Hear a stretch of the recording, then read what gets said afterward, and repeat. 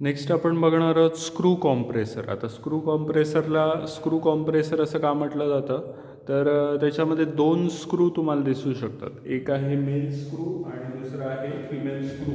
त्यालाच mail Screwvala mail rotor असं म्हणतात आणि फिमेल स्क्रूला फिमेल रोटर असं म्हटलं जातं. आता ह्याच्यामध्ये कन्स्ट्रक्शन कसं आहे, तर मेल रोटरला 4 लोब्स आहेत, 1 2 3 4 आणि फिमेल रोटरला 6 फ्लूट्स आहेत. 6 फ्लूट्स, हा एक फ्लूट आहे बघा, हा असे 1 2 3 4 5 आणि 6 फ्लूट फिमेल रोटरला दिलेले आहेत. मग आता मेल रोटर हा रोटेटिंग किंवा ड्रायव्हिंग मेंबर आहे. ड्रायव्हिंग मेंबर म्हणजेच काय, मेल रोटरला मोटर लावलेली असणार आहे आणि फिमेल रोटर हा ड्रिव्हन रोटर आहे. ओके, मेल रोटरला मोटर लावल्यामुळे पॉवर ही मेल रोटरला असणार आहे आणि फिमेल रोटर हा ड्रिव्हन रोटर असणार आहे.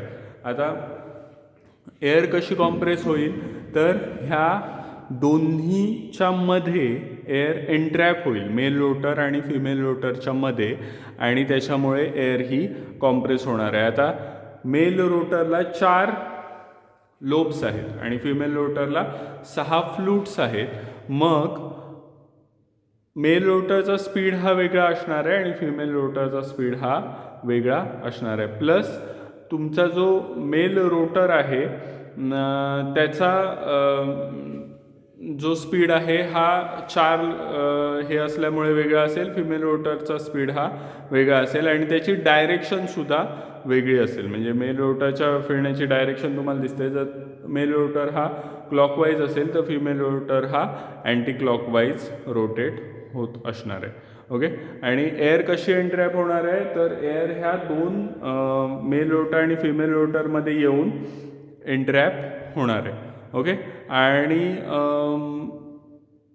त्याच्यामध्ये अजून एक सांगता येईल की जेव्हा हाय व्हॉल्युमेट्रिक एफिशियन्सी हवी असेल तेव्हा हा जो स्क्रू कॉम्प्रेसर आहे तो वापरता येईल. त्याच्यानंतर कंटिन्युअस एअरची डिलिव्हरी ह्या टाईपच्या कॉम्प्रेसरमध्ये वापरल्या जाते. Continuous and uniform flow of air याच्यामध्ये तुम्हाला मिळू शकतो आणि मेंटेनन्स कॉस्टसुद्धा कमी आहे, कारण नंबर ऑफ पार्ट्सच याच्यामध्ये कमीच आहेत. दोनच स्क्रू आहेत, एक फिमेल स्क्रू आहे आणि एक मेल स्क्रू आहे.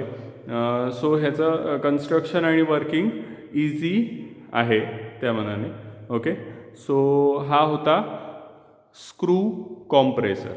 ओके, ह्याच्यामध्ये आपल्याला एवढंच कन्स्ट्रक्शन, वर्किंग आणि त्याची डायग्रॅम ही आपल्याला काढावी लागेल.